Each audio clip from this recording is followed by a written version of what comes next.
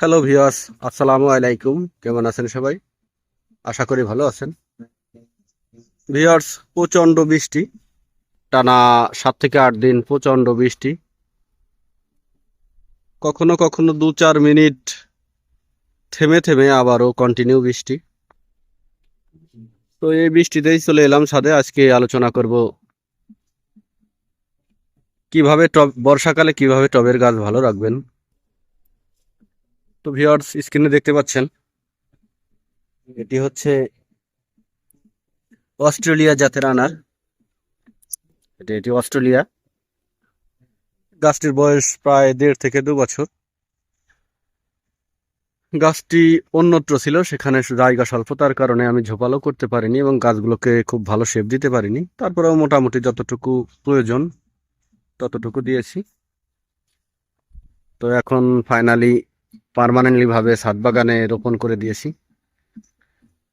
তো এখন চেষ্টা করব গাছগুলোকে প্রুনিং এর মাধ্যমে শেপ দেওয়ার জন্য। তো ভিউয়ার্স, এই বর্ষাকালে বড় একটা সমস্যা, সেটা হচ্ছে আনারের কিন্তু ছত্রাকের কারণে আনার পচে যায়, ফুল পড়ে যায় এবং বিভিন্ন সমস্যা।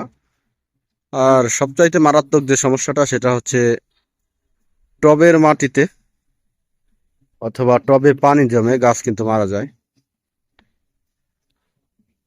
তো ভিউয়ার্স, এই দেখতে পাচ্ছেন এখানে কিন্তু অলরেডি এগুলা কিন্তু ছত্রাকের আক্রমণে এই যে ফুলগুলো কিন্তু নষ্ট হয়ে গিয়েছে এবং আমি প্রায় সব ফুলগুলোই ছিঁড়ে দিয়েছি। আগামী বর্ষার পরে এই গাছটিতে ফলন নিব। অনেকগুলো ফলও ছিল, সেগুলো হারভেস্ট করে দিয়েছি।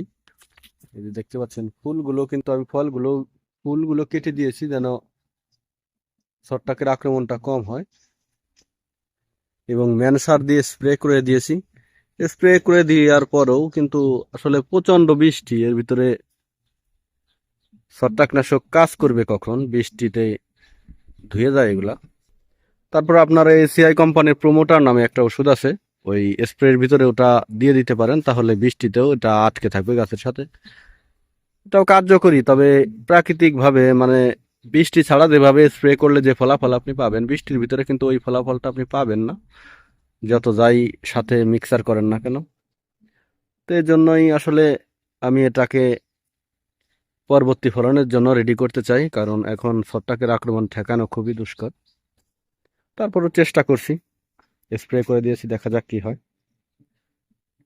তো মূল কথায় আসা যাক, সেটা হলো বর্ষাকালে টবের মাটি আপনি এমনভাবে প্রস্তুত করবেন যেন এটাতে পানি না জন্মে। পানি যদি টবের মাটিতে জমে থাকে তাহলে কিন্তু এই গাছটিতে বিভিন্ন রোগে আক্রান্ত হবে এবং গাছটি হলুদ হয়ে একসময় মারা যাবে। তো টানা 10 থেকে 12 দিন বৃষ্টি, তারপরেও দেখতে পাচ্ছেন আমার টবের মাটি কিন্তু একদম স্বাভাবিক, মানে কোনো প্রকারের এক ফোঁটা পানিও জমে নেই। তো এটা 18 লিটার একটি টব। ছাদ থেকে একটা ইট দিয়ে আমি প্রায় 3 ইঞ্চির মতো উঁচু করে দিয়েছি এবং নিচে 8 থেকে 10টি হাফ ইঞ্চি করে ছিদ্র করে দিয়েছি। তো এই হাফ ইঞ্চি ছিদ্র যদি আপনি না করেন, হাফ ইঞ্চি করেন আর 1 ইঞ্চি করেন, ছিদ্র যদি আপনি না করেন তাহলে কিন্তু পানি নিষ্কাশন ব্যবস্থাটা ভালো থাকবে না, পানি বের হতে পারবে না। আর এই ছিদ্রের উপরে কিন্তু আমি এই টবের এই 1 থেকে 1.5 ইঞ্চি পরিমাণ মোটা বালুর একটা স্তর দিয়ে দিয়েছি, যেন পানিটা উপর থেকে যখন নেমে আসে তখন খুব সহজেই নিচ দিয়ে বেরিয়ে যেতে পারে। আর এই যে দেখতে পাচ্ছেন মিডিয়া, এই মিডিয়াটার ভিতরে আমি 60% দিয়েছি পচা গোবর। আমি কিন্তু কোনো রকম কোনো রাসায়নিক সার দেইনি। 60% দিয়েছি পচা গোবর, 20% দিয়েছি মোটা বালু। আপনারা জানেন কনস্ট্রাকশন সাইডে কিন্তু মোটা বালু দিয়ে কাজ করে, এই দেখতে পাচ্ছেন এর ভিতরে কিন্তু মোটা বালু আছে। এই মোটা বালু দিয়েছি 20%, 5% দিয়েছি ধানের চিটা।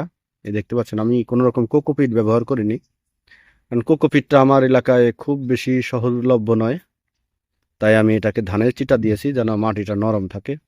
তো আপনারা চাইলেও কোকোপিটের পরিবর্তে ধানের চিটা দিতে পারেন। কোকোপিটে পানি ধরে রাখে সেটা ঠিক আছে, কিন্তু ধানের চিটাটাও মোটামুটিভাবে মাটিকে নরম রাখে। তো যাই হোক, আর 15% দিয়েছি মাটি। তো আপনারা অবশ্যই এভাবে মিডিয়া প্রস্তুত করার চেষ্টা করবেন যেন আপনার টবের মাটিটা সবসময় স্বাভাবিক থাকে এবং টবে কোনো পানি না জমে। টবে যখনই পানি জমে থাকবে তখনই কিন্তু আপনার এই গাছটিতে কোনো না কোনো প্রবলেম দেখা দিবে। তাই এভাবে মাটি প্রস্তুত করবেন যাতে টবের ভিতরে পানি জমে না থাকে। তো ভিউয়ার্স, আজ এ পর্যন্তই। আপনারা চাইলে এইভাবে মাটি প্রস্তুত করতে পারেন। পরবর্তী ভিডিও পেতে অবশ্যই চ্যানেলটি সাবস্ক্রাইব করবেন। ধন্যবাদ সবাইকে, ভালো থাকবেন সবাই।